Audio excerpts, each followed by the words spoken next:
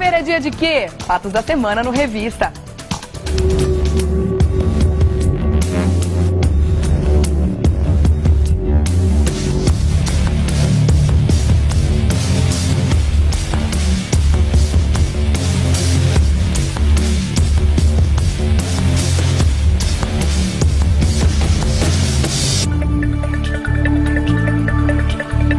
Inclui mais gente nessa vinheta agora, né? Inclusive os cartolas da FIFA que estão atrás das grades, alguns deles ainda sendo procurados. Um capítulo vergonhoso da história do futebol, mas estava mais do que na hora de vir à tona, né? Estamos falando do escândalo de corrupção da FIFA, veja aí.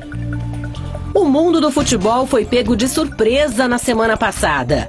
7 dirigentes da FIFA, entidade máxima do esporte no mundo, foram presos em um hotel na cidade de Zurique, na Suíça. As prisões foram realizadas a pedido do Departamento de Justiça dos Estados Unidos. Segundo o departamento, também foram indiciados por corrupção 9 dirigentes da FIFA e outros 5 funcionários. Entre os presos se encontra José Maria Marim, ex-presidente da CBF. Para falar sobre esse assunto espinhoso, eu tô com o doutor Eduardo aqui do meu lado. Bom dia, meu querido. Bom dia. Mais um assunto espinhoso pra gente, né? Não falta, né? Não falta. Aliás, cada vez mais a gente fica sabendo de novos assuntos terríveis pra gente comentar aqui. Ainda mais quando o assunto é corrupção, né?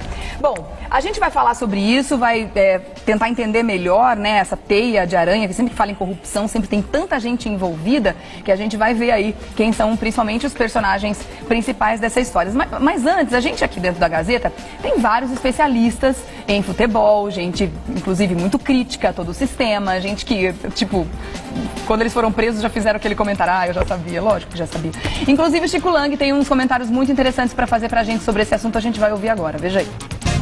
Bom, meus amigos, em primeiro lugar, o escândalo da FIFA, na verdade, demorou para acontecer. Por quê? Porque o futebol hoje faz parte de uma macro indústria de divertimento e que envolve, quase como todos os setores que trabalham com merchandising, né, envolve o mundo inteiro, está tudo globalizado. E faltava mesmo, né, uma denúncia forte contra uma instituição riquíssima. A FIFA, ela cobra 5% de todas as transações de jogadores do mundo, de todos os clubes. Você imagina, então, o dinheiro que tem essa instituição. E quando caiu nos Estados Unidos, a coisa pegou. Porque lá, né, começaram a pedir propina para empresas norte-americanas, né, de material esportivo. Então, esse foi o grande problema. O fisco americano pegou, passou para a Polícia Federal, que é o FBI, né, e o FBI agora está tentando colocar a ordem na casa. Agora, para a CPI aqui, nossa, do futebol brasileiro, que foi uma iniciativa tomada pelo Romário, que hoje é senador, é muito positivo, porque o futebol brasileiro é corrupto desde que nasceu. Desde que eu me lembro, eu corro atrás de dirigente que leva dinheiro, que usa o futebol para conseguir benefícios próprios, outros usam o futebol para conseguir se elegerem em cargos eletivos, né, aqui no Brasil, políticos, né? Enfim, o futebol foi sempre usado para isso. E o futebol no Brasil tem um grande trunfo. Você arrecada 1 milhão, 2 milhões de reais por semana. É mais ou menos a média dos grandes clubes de São Paulo, de Minas Gerais e do Rio de Janeiro e do Rio Grande do Sul. São 2 milhões por semana. Qual é a empresa que arrecada isso? Não tem. E isso no Brasil inteiro. Então é muito dinheiro e onde tem muito dinheiro existe muitos interesses também. Então eu acho que está certo, tem que haver uma CPI, que sejam apuradas, tem que haver, eu vou até mais além. Além de uma CPI, devia ter uma operação parecida com Lava Jato. Eu até sugiro o nome de Lava Jato, Lavem a Bola. Obrigada pelos comentários, viu, Chico? Deixa eu, além de agradecer você, lembrar que o Gazeta Esportiva vai ao ar às terças e quartas, né? Que o Chico está lá das 18 às 19. E o Mesa Redonda todo domingo, das 21h30 às 23h30. Peraí, Gazeta Esportiva, terças e quartas nada, é de segunda a sexta, gente. Que história é essa? Das 6 às 7, né? E acho que o Chico tá às terças e quartas lá. E aí, Mesa Redonda todo domingo das 21h30 às 23h30. Uma audiência maravilhosa, como sempre. Doutor Eduardo, vamos lá. Muita gente que eu conheço já nem acompanha mais futebol, justamente por saber, de longa data, que essa história nojenta né, desde que nasceu, como disse o Chico, né? A história do Eu Já Sabia, tava só esperando acontecer. Então, que leitura que a gente pode fazer a respeito desse episódio triste, né? Na verdade, feliz, o momento da prisão é feliz, mas triste toda a corrupção. Que desde, né, de João Avelange, quando presidente da FIFA e tudo mais, eles estavam lá roubando, todos eles numa boa, todo mundo quietinho, cada um na sua, de repente mexeram com a pessoa errada. Foram lavar dinheiro nos Estados Unidos. É assim que a gente consegue resumir a história? Regiane, bom, primeiro nós precisamos fazer uma cronologia do crime, né? Nossa, porque a cronologia... Você tem 3 dias? Na verdade, uma dinastia da corrupção. Se você for pensar, essa investigação, ela não começou agora. Ou seja, essa questão da corrupção, ela já nasceu com um mentor intelectual, que era o João Avelange. Né? Todos sabem, porque isso foi investigado por vários jornalistas investigativos, né? Fizeram denúncias não só contra o João Avelange, mas sobretudo contra o Ricardo Teixeira, né? Então, se você for pensar, a CBF passou pelo João Avelange, depois passou pelo Ricardo Teixeira, que era parente, parece que genro do João Avelange, passou... O Ricardo Teixeira saiu praticamente quase expulso, né? Foi colocado para fora em função de corrupção, que essa corrupção ela começou a ficar muito ostensiva, né? Foi embora, inclusive foi embora para os Estados Unidos, foi morar lá. Depois, agora, mais recentemente, o Marinho, né? Que foi preso em Zurique, e agora você tem o Marco Polo Deonero, né? Então você vê que, na verdade, é uma gestão atrás da outra, só de fraude, só de corrupção. Quer dizer, para entrar lá, o pré-requisito é ser corrupto. Eu acho que tem eu acho que tem um ponto muito positivo em relação a essa prisão, sobretudo do Marinho, né? Lá em Zurique, a semana passada. Primeiro que vai está desencadeando algo que efetivamente já vinha há décadas ocorrendo no Brasil. Já deveria ter acontecido. E não só no Brasil, mas sobretudo lá na FIFA também, e demais confederações da América do Norte e América do Sul. Se você for pensar, e África, né? E também a África, também naquele continente, também você está muito envolvido. Mas sobretudo o foco é para a América do Norte e América do Sul, né? Por causa dos campeonatos, por causa de toda essa questão. E foi desencadeado em função de uma suposta delação premiada justamente do dono da Trafic. O nome já é sugestivo, né? Trafic, né? É o Ávila. Que é o Ávila, é o J. Ávila, que em dezembro fez lá um acerto com o Ministério Público do governo americano, né? Do procurador do governo americano, aonde ele está fazendo uma devolução, mas fez um acordo com a proposta de fazer uma devolução de quase 150 milhões de dólares. Isso dá quase R$500 bilhão. Já devolveu 25 milhões. Então, a situação já vem, de uma certa forma, sendo desvendada a partir dessa delação. Porque ele, que era o J. Ávila, que era o dono da Trafic, né? Que era a pessoa que pagava a propina e que viabilizava todo esse ciclo de corrupção. Né? Depois nós tivemos a questão do próprio Ricardo Teixeira ter saído da CBF, ter se afastado da CBF, mas a corrupção ela continuou, né? Então, só mudou os personagens. Eu acho que isso ele tem um ponto muito positivo para o Brasil, sobretudo em função das operações que foram desencadeadas. Começamos lá com o Mensalão, né? E depois, agora, mais recentemente, a questão do Lava Jato. Né? Mas são 2 pontos que, se você for pensar, se utiliza o sistema financeiro americano.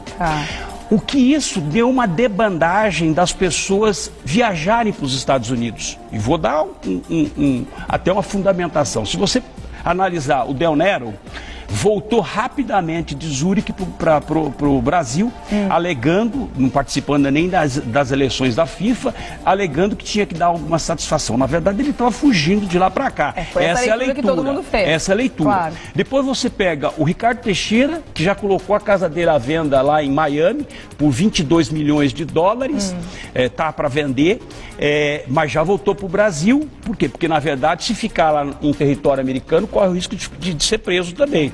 E lá Claro, todo mundo quer ser punido aqui no Brasil, lá a pena não é como no Brasil, né? 4 anos e poucos meses, Não. regime semiaberto. Lá é o seguinte, lá são 20 anos, conspiração contra o governo, contra o sistema financeiro, mais lavagem de dinheiro, são 20 anos de prisão. E não tem conversa se a pessoa tem 40, 50, 80 83, anos. como é o caso do Marinho. E ele tá não morrendo pode. de medo de ser extraditado para os Estados Unidos, porque se ele for lá julgado e condenado nesse país, ninguém tá nem aí. Se ele tem necessidades especiais pela idade, etc e tal, vai ser condenado. E mais recentemente, o atual secretário, na gestão anterior da FIFA, que era o Valk, que inclusive foi o secretário que viabilizou e que acompanhou todas as obras no Brasil para a realização da Copa do Mundo E o do nome ano dele passado. começou a ser envolvido agora, Não, né? Exatamente. Ele tinha inclusive uma viagem para o Canadá para assistir uma partida, um campeonato que ia ter, já desistiu de viajar, porque também está com receio. Então isso, de uma certa forma, coloca em alerta todos os corruptos de plantão, inclusive os brasileiros. Eles estão com medinho agora. É óbvio que ninguém quer, ou seja, todo mundo vai ficar sitiado no Brasil, porque quem botar o pé em território, eu estou falando inclusive da Lava Jato, porque isso mexe com o sistema financeiro americano, que lá não se brinca não. Ou seja, se utilizar uma conta corrente em território americano, seja online, não importa de que forma for, mas utilizou o sistema para fazer lavagem de dinheiro, um crime que inclusive no Brasil não tem, mas lá eles têm e eles punem severamente, que é a questão da conspiração, que é uma pena muito pesada em relação ao sistema penal americano. Inclusive o Departamento de Justiça americano, eles também têm carta branca, uma lei que foi aprovada há pouco tempo, para fazer essas investigações fora dos Estados Unidos e conseguir fazer essas prisões fora, como eles fizeram em Zurique. Porque existem os tratados, entendeu? Os tratados internacionais. Então, por exemplo, por que foi possível fazer essa operação e prender todos aqueles dirigentes lá em território suíço? Porque, na verdade, tem um tratado entre eles, ou seja, o mesmo crime é punido também na Suíça e, por essa razão, o FBI, E esses crimes são transnacionais, são crimes que na verdade se globalizam, né? Ou seja, são crimes que hoje se faz pela internet, movimentações financeiras hoje se faz exatamente dessa forma. Então só foi possível porque, primeiro, que se concentrou todos no mesmo evento, que foi o congresso da FIFA para a eleição da nova diretoria da FIFA, né? Que infelizmente o Blatter foi reeleito pela 5ª vez, né? Ou seja, vai gostar de poder assim em outro canto, mas na verdade vai gostar de dinheiro, essa que é a grande verdade, né? Então, esse que é o problema, ninguém larga o osso, né? Aí foi possível essa operação em função disso. E o Marinho... desculpa, pode e o Marinho corre o risco não só de ser extraditado como os demais para os Estados Unidos e responder pelo crime, por vários crimes, dentre eles extorsão, lavagem de dinheiro, crime contra o sistema eletrônico americano, conspiração contra o sistema financeiro. Então, todos esses crimes que vai dar aí uma pena aproximada de 20 anos de idade. Então, se ele eventualmente for apenado, for extraditado, isso Marinho, se ele for extraditado junto com os demais e for condenado a 20 anos de prisão, ele vai sair com 103 anos de lá, entendeu? Então, essa é a situação. E isso... o FBI está fazendo um bom trabalho até para combater a corrupção no Brasil. Então, essa eu acho uma questão importante também para você ajudar a gente a entender. Essa CPI, né, que até o Chico já ajudou a dizer um nome interessante para a gente aqui, lava a bola, enfim. A gente pode acreditar que ela vai surtir algum tipo de efeito importante para mudar o sistema, como as coisas funcionam aqui no Brasil, ou vai ser mais uma coisa para inglês ver? A gente pode acreditar no Romário como um grande justiceiro dessa questão toda? Eu vejo a bancada da bola dentro do Congresso Nacional uma bancada muito forte. É uma bancada que realmente movimenta. Você sabe, hoje o dinheiro movimenta qualquer coisa. Essa que é a grande verdade. Assim como você teve uma CPI no ano 2000, depois teve uma tentativa de instalar a CPI em 2011 e agora com a instalação dessa CPI no Senado, pode surtir algum efeito. Eu acho que CPI é sempre algo muito complicado. É como você não quer resolver nada, você cria um grupo de estudo, é mais ou menos isso. Então, a CPI, se não dispersar o foco da investigação, você consegue chegar a alguma coisa. Eu vou te dar 2 exemplos de 2 CPIs que ocorreram. A própria CPI do Mensalão, que não deu em absolutamente nada, você viu, ou seja, se não fosse o Supremo Tribunal Federal julgar e com a coragem ou não do Joaquim Barbosa, mas de qualquer forma foi lá, enfrentou todo o sistema, mas depois teve que sair, né? Essa é a questão também, né? Porque você enfrenta o sistema e depois você tem que abandonar esse sistema, porque senão você está morto dentro dele, né? E você teve aí também uma CPI da Petrobras, que também não deu em nada. Estamos tendo ainda, né? Então, mas tá tudo tão morno. O problema é esse, o problema é que, na verdade, o que eu percebo no Brasil, que vai ser muito difícil passar no Congresso Nacional, é majorar as penas para os crimes de colarinho branco.